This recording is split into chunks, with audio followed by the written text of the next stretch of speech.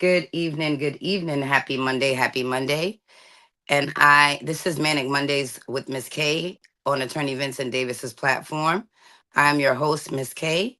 We are here every Monday at 8 p.m. Eastern Standard Time, 5 p.m. Pacific Time, well, where parents can come and tell their maniacal stories about the corruption within the CPS system. And as always, I want to give recognition to those brothers and sisters who are no longer here, those that keep coming back, and those that fell to the wayside.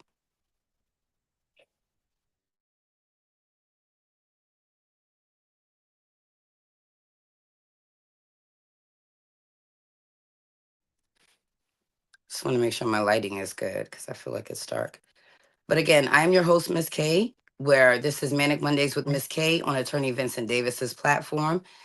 And usually I have a guest. I'm supposed to have parent warrior mom Michelle come back on.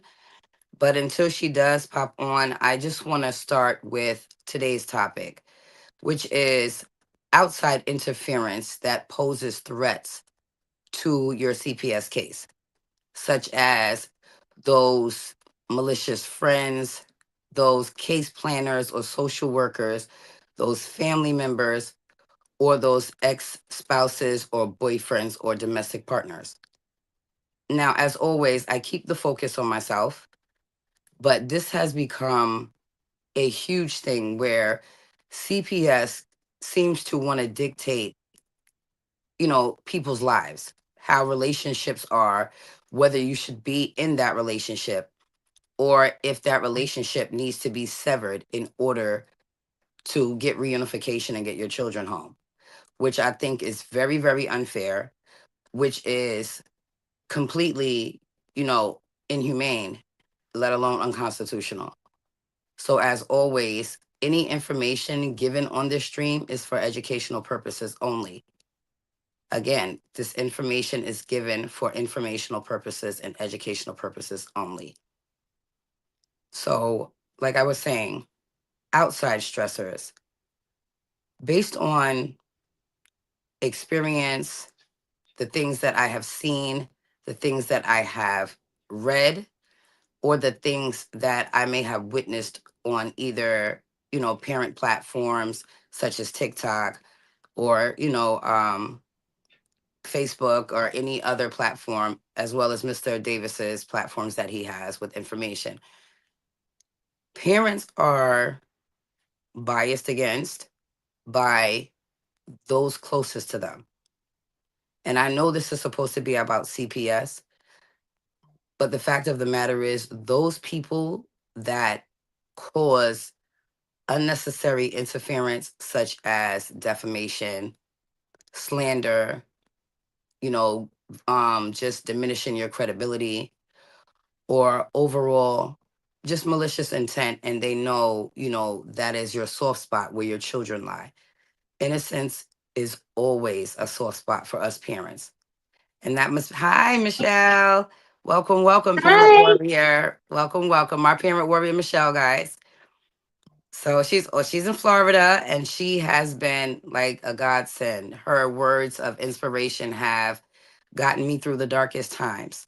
So, just I want to commend you for just being that ear for me, on the same coast. So I'm grateful for that. And I was just telling our parent warriors or our viewers that most of the time the people that interfere the most with your case in malice would be those closest to you, such as, family members, people that have been in relationships, whether they're intimate, business, or anything else, or just people giving hearsay, based on vulnerable moments or, weak. Oh, we lost Michelle. I think we lost her. Well, she'll be back. But like I was saying to you guys, oh, my pillow fell. Sorry. But I basically want to let you parents know, like, do not think that you cannot be human or emotional or vulnerable or just a parent, just loving your kids. Just be passionate, be involved. be informed, and just be active. Keep fighting for your innocence. It is always worth it. But I am maybe jumping around a little bit, and I tend to do that because I want to get so many things out and I want to make sure I don't forget anything. And I'm so used to speaking so fast because most of the time these social workers and these managers and case planners, they seem to cut me off when I'm going in the right direction, either for reunification or requests for the best interest of my children, or the things that are medically, therapeutically, or just educationally necessary on a daily.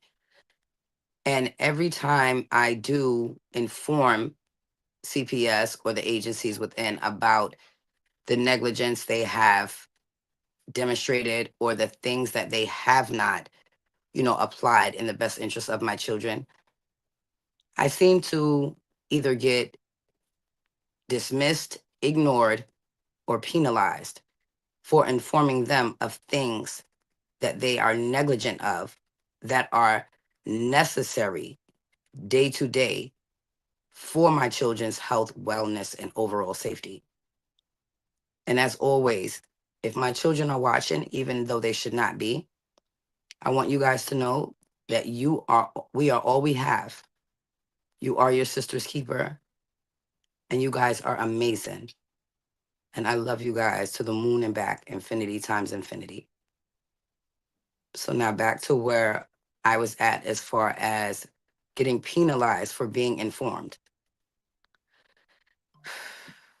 It has officially been 3 years and 2 days that I've been fighting for my children. February 8th made it 3 years.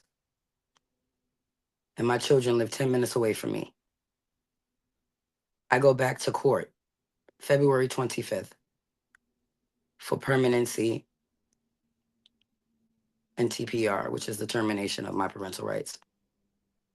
That's when we start trial. The disposition that was imposed back in September was up. We got her back.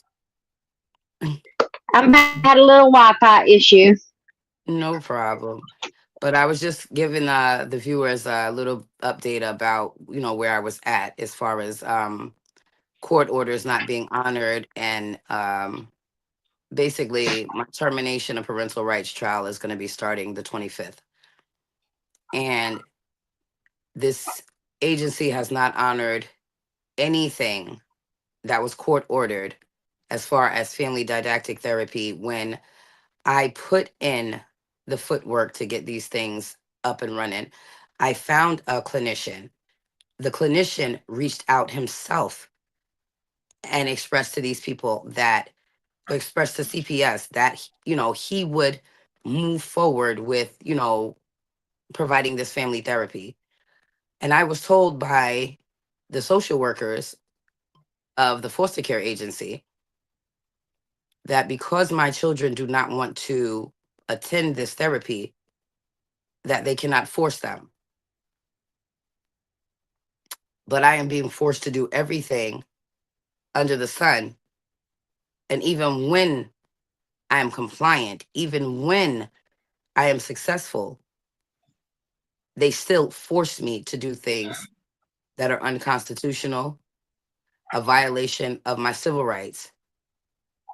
Because I am disabled, they have violated, some of the policies outlined in the American Disabilities Act. They have violated educational rights. They have violated my medical rights where, they try to infringe on my access as far as making medical decisions using reproductive rights. When in New York City and the state of New York, I have read there are gray areas when it comes to mental health and the signs and symptoms of that diagnosis, if cognitive thinking is impaired or if judgment can be altered based on diagnosis or medication prescribed for that diagnosis. So because there is a Yes. gray area, certain things do not apply when it comes to reproductive law here in New York City. And I'm more than sure it's like that in other states as well. But I say that to say this, Michelle. If my allegation is mental impairment, but yet I am the authorized consent giver legally to make decisions for my children's educational, medical, and therapeutic and religious needs in this state, how mentally impaired can I be? Because that's either one or Not two very much things. at all. Thank you. Either they would be falsely trying to prove those allegations to be true and they're not, or they would still be responsible because then if I am legally able to make those decisions, then technically I cannot be mentally impaired. So either way, it's malicious or it's false. But yet, Yes. And every we've seen this time and time again. no, I'm sorry. Whereas, time and time again, we see this all the time. Even if you don't have a predisposed mental issue, mental health issue, if you break down and cry the day they rip your children from you, they automatically label that as As a depression. mental health issue. You are unstable. That this is how they perform this act in what, let's just be honest. Let's just be honest. It's a form of legal kidnapping. And the reason I say Basically. legal is because it's allowed. But then we have to prove that we are the innocent ones. So we are basically proven guilty until we prove ourselves innocent. And then everything along the way that they are supposed to provide to make our innocence, credible, they infringe on or they restrict or they just dismiss altogether. Yes, and there's this whole process. Due process is allowed to us under the Constitution. And they violate Amendment that number 6, we are allowed to face our accusers, but we never get that opportunity. at all. We aren't allowed jury trials, which is against our Constitution, our rights in entirety. It's against everything. The whole family court system, I feel like, has reached a point in our society where it is so unconstitutional, where we've That hit a is just point. regular. If yes, it's regular, it's accepted because people are afraid to speak up, and I understand. I understand the fear. I do. Retaliation, it's a big thing. Oh, It you really are a prime truly is. example of that. Prime example. And I'm still Yes, to this day so yes. sorry for that. I spoke up, and the retaliation was my children being robbed from me. In 34 But days. at the same go, silence does not change anything. And that's And that's there that's are the thing. future generations depending on us to change things. Parents, we have to speak up. We have to tell our stories. We have to pass messages. We have to let other parents know not to give up, that innocence Yes. is worth anything and everything that make all the things that we go through, regardless of what type of parent you may be, whether it's a biological parent, a step parent, a presumed parent, or whatever your state outlines as your title. Any parent that goes to bat for any ounce of innocence deserves every piece of recognition and every acknowledgement and right that should be afforded to them.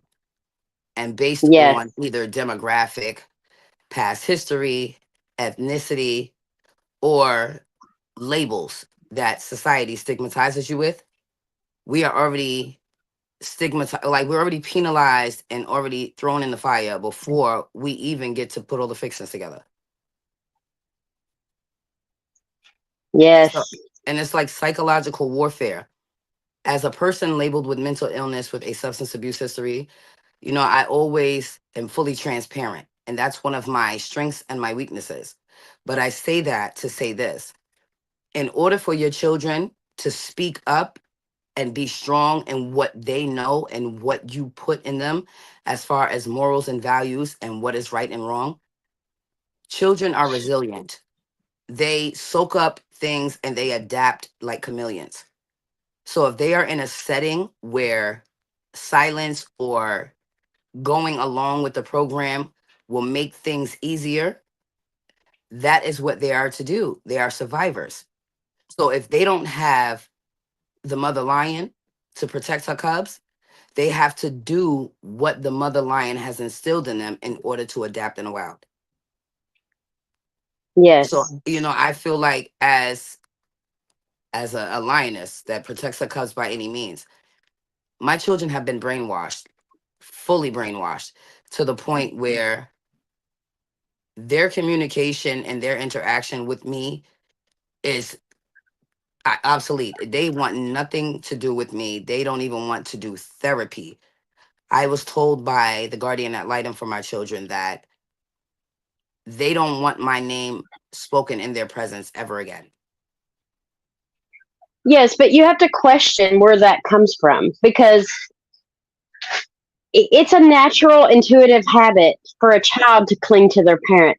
So if a child naturally pulls away in a situation like this, I feel like it's because they were exposed to the negativity of something that isn't true. And I mean, I agree with you, but I mean, I don't like to say, but however, when these court orders or these case planners, because again, most of them are not licensed, when they infringe on orders that were, written months and with court dates spaced out, if you're not getting Hmm. any supports as far as reunification with the goal of return to parent, excuse me, how could you possibly build a bond that could determine, it would be, you know, uh, I guess I don't even know what word it is, but not healthy enough to have the parent and child bond, be there. How could you establish any type of relationship for a parent and a child when you only have 2 hours once a week, if that? And then visits get Well, you severed can't, based on and that's lies. where they play that game because, in essence, is it's a game. It's a game, and in all essence, it's a business.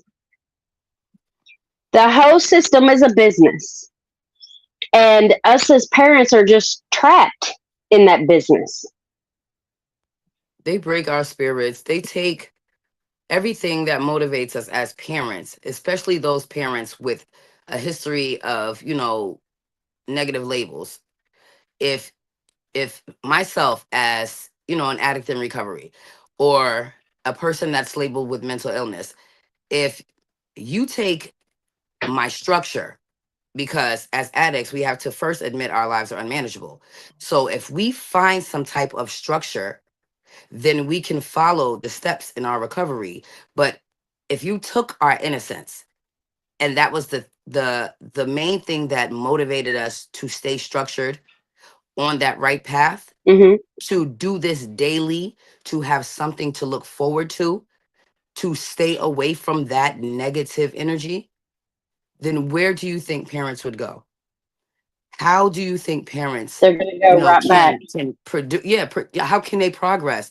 That's like, you expect me. I suffer with bipolar. You expect me not to be manic here and there when I have nothing else to do. You took my visits. I can't volunteer anywhere.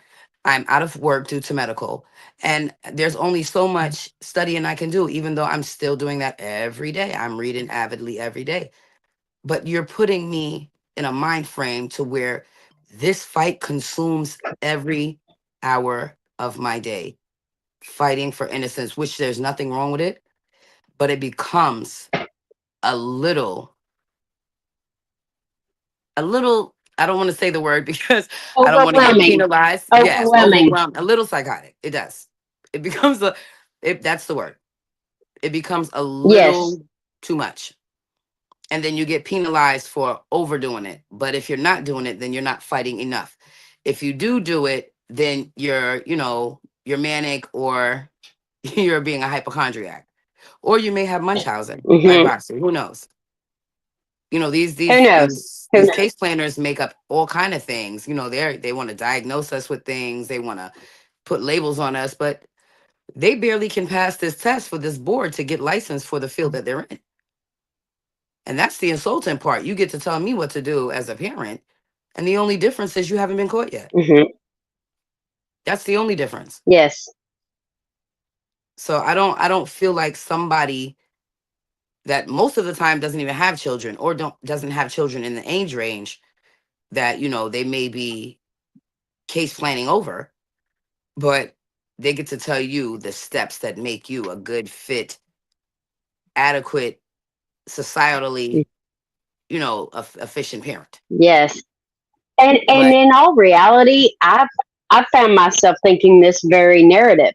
Like, what gives any one human being on this planet to judge anybody else on how they raise their children? What values, what morals? There's no one set standard. and that's based on many different things: demographic, ethnicity, culture, upbringing, what our parents may have gotten and not gotten that they can pass down to instill in us, and where we use it as a generational cycle of, you know, inflicting either the positives or the negatives, because that works the same way with Yes, general generational cycles of trauma and abuse. If the cycle is not broken, then it constantly repeats itself in future generations, and it just becomes a never ending cycle of dysfunction. it does. It does.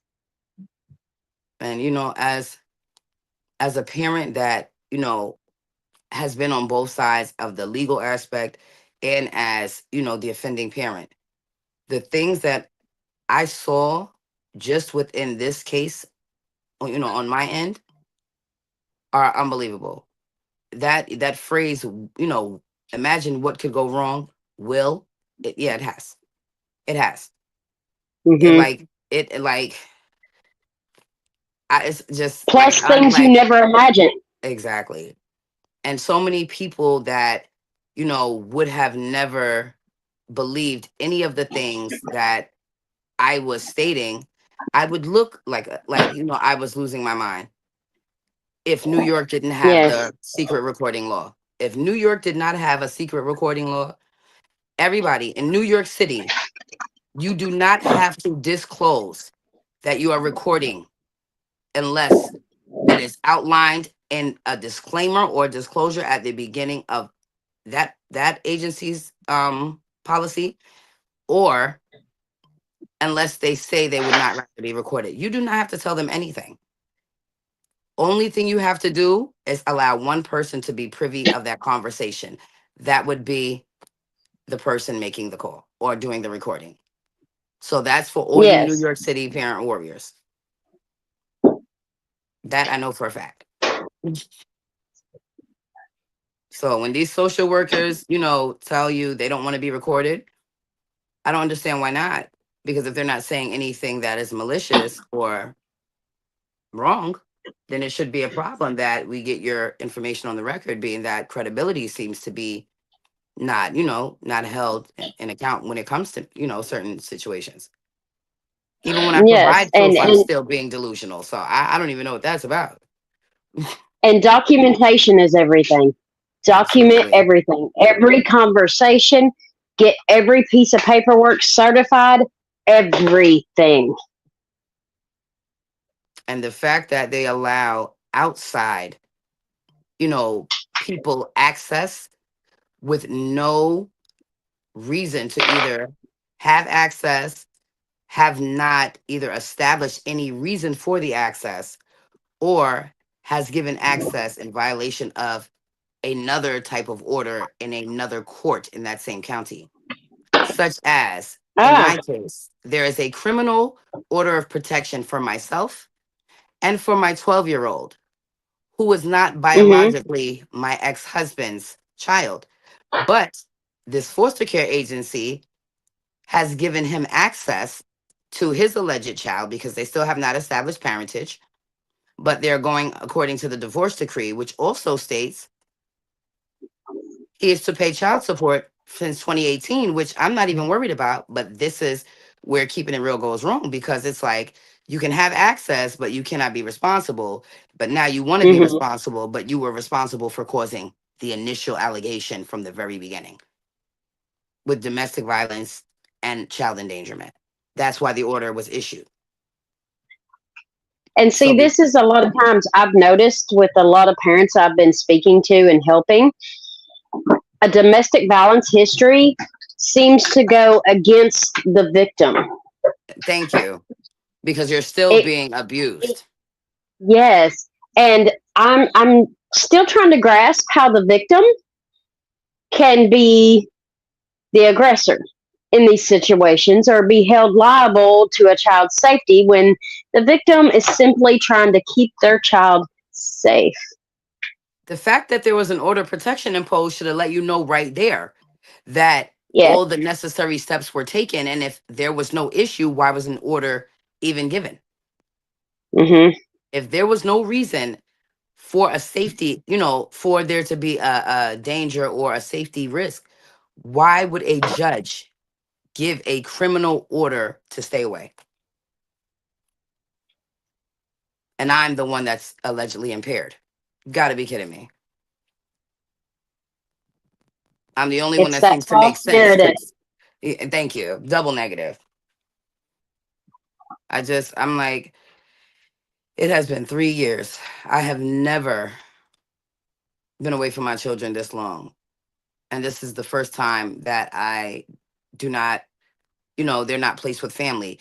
Although an ICPC was to be initiated. And yet, because my children were, let me get the right word, adamant. My children were adamant. A 10-year-old and a 12-year-old were adamant about staying in New York with grandma, who is not, by the way, my mother or their father's parent. This is the foster parent that they chose to give that title to. And it often seems to give her this notion that the authority she assumes she has because of that fake title entitles her to Hmm. do certain things that she has no authority to do. So now But my this is children, also a failure on their part because they're not pushing for reunification. thank you. They have severed my visits for over a year based on perjury. So, it's just been a lot that, people can say. But when I say I have the recording, let me pull it up, they seem to say that they're resigning or they're retiring or they just leave. Hmm. And then I wonder I why. have, that's because they're probably being subpoenaed to a higher court. That's, my case, Yes. being that, they weren't covered under qualified immunity for committing perjury on more than one account and literally violating every right that was outlined for me being a bio parent in New York City. Hmm. To the point where I was even told I was told by a foster care manager, I cannot call the police to the foster parent's home to do wellness checks because I know my children are safe and I know where they are. And then, Knowing where they are and knowing they're safe is two completely different aspects. with that being said, I'll put a pin in that and then we'll go to the whole I'm not allowed to have access to my child's school portal because it has sensitive information about the foster parent's whereabouts, such as her address and phone number, which we already established I know where they're at, right? Hmm. So why was my access denied after I stated that the person with the order of protection was also on the portal and should not be? Once again, that's all part of that false narrative. But yet, had I not known this foster parent, the school could have made it a dangerous situation had I been the unstable, mental parent that they claim I was when they put my address and the foster parent's address originally at the foster parent's address on the portal. Mm. So they put myself and the foster parent at the foster parent's address. Now, when I called the school to let them know a year and a half ago that that could have been dangerous and very unsafe had I been the unstable parent they alleged I was, Yes. then they changed the address to the school building's address for myself and the foster parent. But I had already known where this foster parent lived according to the foster care agency. I already knew where this foster parent lived because she's not my friend, but she's not a stranger. Mm. And they knew that.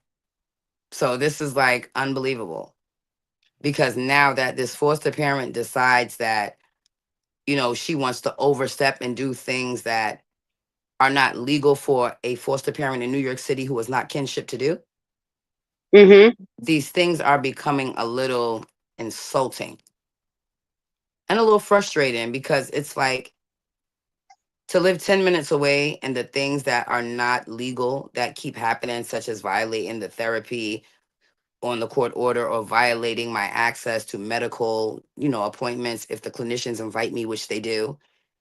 It's Yes. like, you make my children say things like they feel unsafe around me. How could you feel unsafe on a telehealth when you just did a telehealth 2 months prior to that with your therapist on the same platform? But this is where we as parents have to keep pushing. We have to keep pushing the court orders, going over the court orders, documenting And I everything. understand what you're saying, and I understand everything that Mr. Davis has.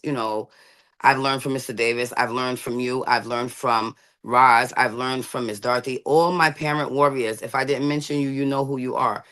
But y'all have been like my shoulder, my rib.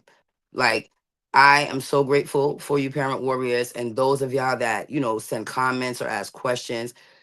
Thank you guys for just being that extra arm, that extra ear, that extra shoulder. Because I told you, I've lost two friends, two parent warriors to suicide during their walk with CPS. And I'm not gonna say that they weren't strong enough, but the hurt and the negligence of CPS and the things that they're supposed to do took, it got a hold of them and it got the best of them. And everybody's It human and did. everybody doesn't have the same drive. And But I don't even know if the term hurt applies it's to that it's because it's like everything: it betrayal, grips your hurt, soul. anger. Like it's just everything. Like I don't even. I'm just like Because so some days hurt. you wake up, you're ready to fight the fight. And And then, some like, I know days it's for like, why me, bother? Like some days, some why days bother? I wake up and I'm like, I can't. I just can't. And with our situation, we belong to the cancer club, so it's rough for us as well. So it's like not saying it's more of a fight, but it is more of a fight because physically, mentally, emotionally, and financially, it poses a serious barrier on the fight Yes, when these people are restricting the things that are legal, lawful, and written. So it's like you're damned if you do, you're damned if you don't. And if a parent is suffering with mental illness and they feel like they are starting to unravel and they try to get help, they get penalized because then they're admitting they're unstable. If they don't get yes, the help they need, then they're like a tea kettle waiting for the whistle to go off and they're going to explode on the wrong person at the wrong time for the most minute thing. And that is yes. because of the It's like either psychological which way warfare you go. daily. Yeah, exactly. Thank you. You like it can't. It's a catch 22. So it's like, Hmm. what do you do? And then you trying to keep everything like that under wraps, still honor your commitment, still deal with your treatment plan, still make sure you're there and getting informed about your children's well-being or, the progress that's going on, even when these people restrict communication. You got to play like me and like you got to go from Nashville to Norway. Like I got to play Carmen San Diego. Like, I have to sleuth it out. And Hmm. I was blamed by the children's attorney again for getting information that they should have had. And his words, and I quote verbatim, were, well, Miss Richardson testified to having a mental illness. I will not name which one. But, and because she did that, she often gets access and gains information about the children. I'm still trying to, I was waiting for the rest. Like, that's where he stopped. Like that was the end of the statement. So basically I got penalized because I mentally labeled with an illness that gave me the drive to get the information you should have had. So okay, exactly. Now so that's where I was lost at. Because I thought there was more to it. Like, okay. So she gains access and information about the children. Shell, isn't that my right? That is completely you're right. And I So gotta just say what did for my the mental record, illness have to do with that? mental illness has nothing to do with that. That's called being a mom and being scorned and It- being damaged to the point you are seeking information. I'm just trying to understand, what does my diagnosis have anything to do with me getting information I'm legally allowed to have? I was really like, There's my mouth was open, like I was waiting for the rest. Like, okay. So I was stuck. I didn't know how to come. I didn't know what to Mhm. say after that because I didn't know what to recover with. So I I looked like I wouldn't was really at a loss for words. I would imagine anybody would be.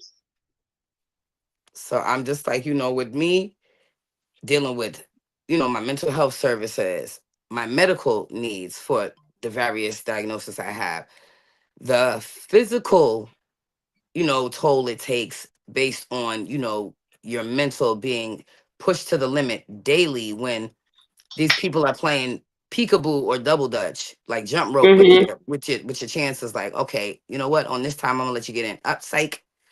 Hey, come on now. I'm mad I said Yes. psych though. Yeah. But yeah, like it's like And they then turn the for rope around. some Like, I families, gotcha. it's the complete opposite. I have Right. I've come to find out working with a lot of families. I've been working with families across the US. And for some families, they don't even offer all this. And For that, some yeah. families, it's like a complete ghosting situation from the caseworker. And see, that's the thing. Now that these caseworkers know that I can have access to the same records they have access to, I notice little things that fail to get, submitted and, you know, Hmm. put into discovery from the very beginning that could have Yes. hindered or halted this removal altogether. So now we want to see who was definitely malicious and biased. Because, Hmm. honey, I'm just going to say the crap have hit the fan. On the 25th, And it is I'm going to gonna go into court like the people's continue. court. Dun, dun, dun. I'm gonna pop my coat. Bang. It'll be just Going like there I'm like be Rocky. because I already know, like, I got I got a game plan. I followed Mr. Davis's, setup on how things should go for each module and what you should have for each section or each court proceeding, each, family team conference, each permanency, each goal change. I have been on it. I got documentation, phone calls, audios, emails, text messages, even little side, I want to say like little WhatsApp, messages here and there off the clock. Mhm. But you want to call me on a Sunday to harass me about something that you were supposed to give me since November 28th. I still don't have it. But yet you Yes. did it illegally. You did it illegally. So now the Office of Mental Health will be, following up to see if the license you were trying to get is even obtainable after this, if you were even able to be eligible to take that board based on this bias right here, this discrimination and this basic blatant disregard for my constitutional rights. Yes.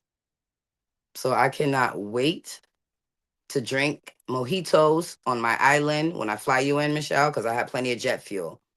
This is going to be the $1 million question. And Mr. Davis is a man heading the whole operation from the back. Like, he's amazing. Like, that's all I can say. I know I'm like a groupie, but I cannot wait to shake that man's hand in the real. He changed my Yeah. life, and it's not just my life. I believe the fight for innocence is infinite, and regardless, you know, good or bad, I'm still going to be here for the other parent warriors that need our help. The fight does not end with just me. Whether my Mm-mm. children are, placed back in my care, everything can be appealed, everything can be possibly overturned. Everything and anything when it comes to innocence is possible. And parents, you never give up the fight. Keep fighting. Innocence is worth it. So I'm like Completely. trying to see how much Completely. time we have left. Oh, we like 40 minutes out. That's good. But I mean, I'm just like, I have not really been feeling well. And I started some of my medical procedures over again. So, I didn't really want to expose or put myself out there because it seems like no matter what I try to do to better myself or prolong my situation for my innocence, I am targeted as though I am less, less than a parent that I should be. And, Yes. for those people that do suffer with cancer, I am so sorry for you guys because I wouldn't wish this on my worst enemy. Mm-mm. And chemo is like your blood burning you from the inside out for hours and hours. So, as a parent that has reinitiated in chemotherapy, because I want to prolong my situation to continue the fight for innocence, not just for my innocence, for all innocence, I am starting to change and weight. So, you might notice some changes here and there. My hair is starting to fall out again. So, I don't need sympathy. I just need understanding to know that everything is worth anything. Everything I need to keep me grounded, to be here for you guys, all of y'all innocence. Miss KK is on your side, even till my last breath. I am a fighter Exactly. to the fullest, and that's all I know how to do. I am a survivor, and I will continue to survive. And Shell, as a sister that suffers with the big C, you too are very, very empathetic and understanding because you have experienced it yourself. Mm-hmm. And you still have to be a mom. Whether my children are here or not, I am still a mom. You're still a mom, and you still have a fight. So I just want people to know I don't use anything as an excuse to deter me from keeping the fight alive, from passing my message, from educating other parent warriors and getting information and education for other parent warriors. I Mm-hmm. want to give recognition to my parent warriors, Michelle, Miss Dorothy, Betty Joe, Kimberly, Silva, Sharice, and Danita, and especially my sisters, and definitely my mom. And, it took me a long time to realize the phrase hurt people, because this year was my year to heal. And even Mm-hmm. if the things that, I fought for or tried to mend did not fully get to its, end result, just to have the opportunity and the days and air to even keep the fight alive, I am grateful for, because tomorrow's not promised to anybody. Mm-mm. And after everything I've been through medically, I am destined to make change. And the man upstairs did not spare me for no reason. So I have to take every moment and cherish it and appreciate it. And that's why innocence is my number one priority. and I safeguard it as if my life depended on it. And with that, I'm clear. Is there anything you want to add before I close? I do, because I want us to take a moment to both honor and recognize all the children that have lost their lives while in the hands of foster care, because there are so many, and they Right. deserve that moment. So for all our viewers out there, can you honor Shell's wishes? And can we just take a moment of silence for our innocence that was lost?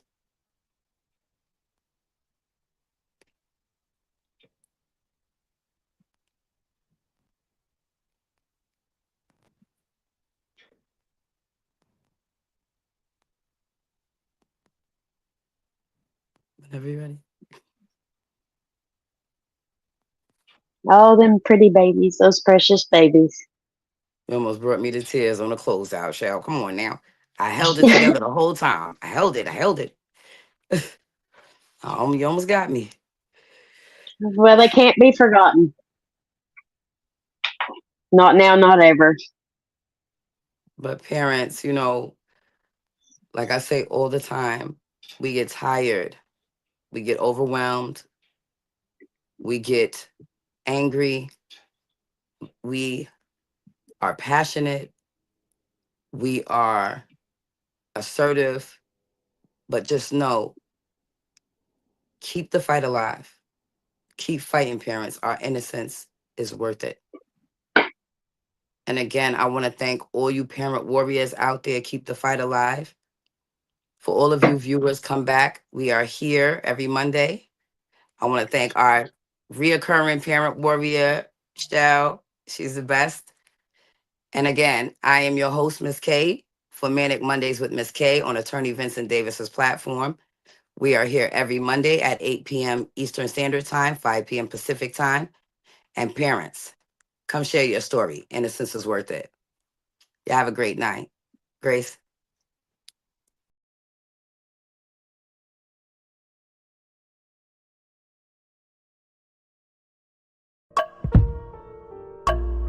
A vivid picture is encrypted in your mind as the critics get in line like they're witnessing a crime.